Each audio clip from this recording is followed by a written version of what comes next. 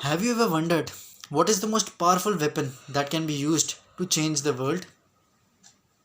It's education. Education is a necessary public good, central to the task of nation building.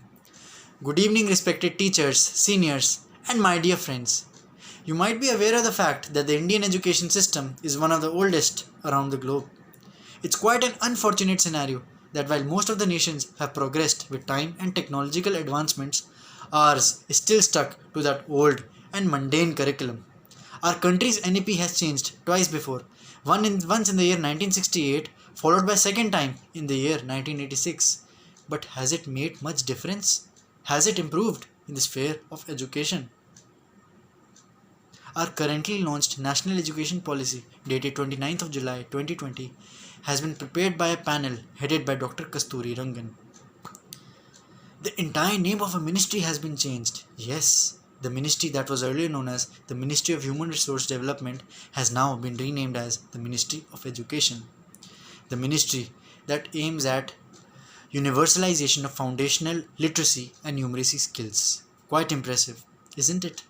One of the biggest changes lies in the schooling pattern. The existing 10 plus 2 model has been modified with pedagogical framework and curricular restructuring. It has been restructured to 5 plus 3 plus 3 plus 4 model, including 4 stages: the foundational stage, the preparatory stage, the middle stage, and the secondary stage. And even a new course like the early childhood care and education has been added in the curriculum, which is worth appreciation. I personally believe this is at par with the educational standards of most of the developed countries.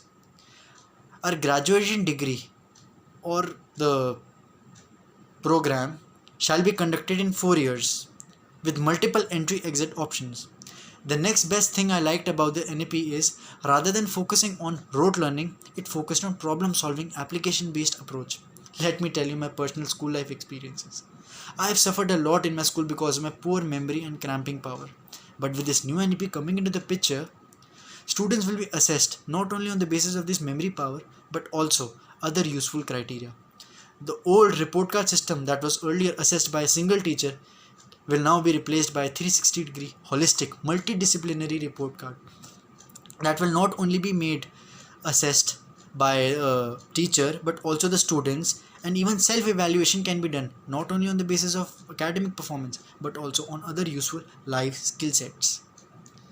The counseling system, as you all are aware of, is a must for every college, school, institution, and it enables teachers to deal with the emotional problems, anxiety, depression of students. Call it depression resulting from board exams. That reminds me of one more important thing.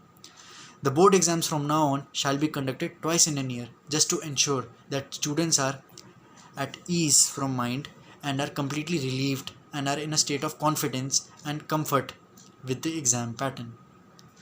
Now coming to the GDP. As promised by the policy, 6% will be made to the education. If implemented correctly, I assure you, this one would be the best one so far. Now coming to the much awaited point, entry of top 100 colleges in India. High performance universities will be encouraged to set up their campuses in India. There are many positives associated with it. Colleges will be having a mentality of competition amongst themselves and they will aim to improve their structures. Students will receive international exposure, and you never know, India may even become a potential global study destination comparing the cost of education to other countries. It can even beat China in such case. Now coming to the heart of the story, challenges, my friends. One of my major concern is English being sidelined as a language. Although there is no such mention of English being sidelined in the entire document, but there are certain factors that may lead to English actually being sidelined. One of them is regional languages being taught in schools and institutions.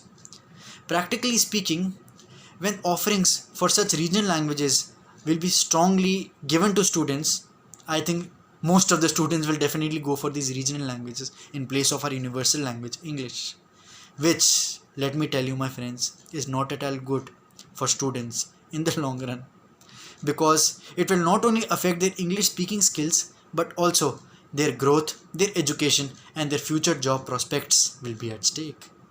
With more emphasis being given to these regional languages, how can we expect our students to manage their higher education in foreign universities?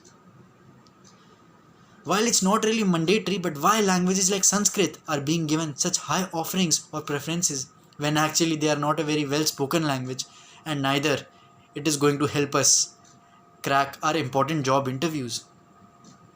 These questions are important points to ponder, don't you think? So, unless India creates job opportunities for regional language speakers, I personally don't believe that sidelining English as a medium of education would be a good idea. Now, one of the questions that strike my mind: GDP. As per the policy, it has been promised that 6% of the GDP is for education. The same promise was being made in 1986, but only 2 to 3% of it had been practically possible. So, 6% of the GDP, can it be really implemented? And that too considering the career and future of needy children? Let's hope for the best. In a nutshell, I'd like to conclude: the new education policy is a really progressive one, but only if implemented correctly. And implementation of such huge, massive changes in the education system is really a big challenge. So, more than a one nation, one curriculum concept, what we need is a need-based application, a need-based education for all. Before signing off from this platform, I'd like to say a few final words of motivation. Just like air is essential for survival, similarly, education is important for communities to come alive. Thank you. Jai Hind.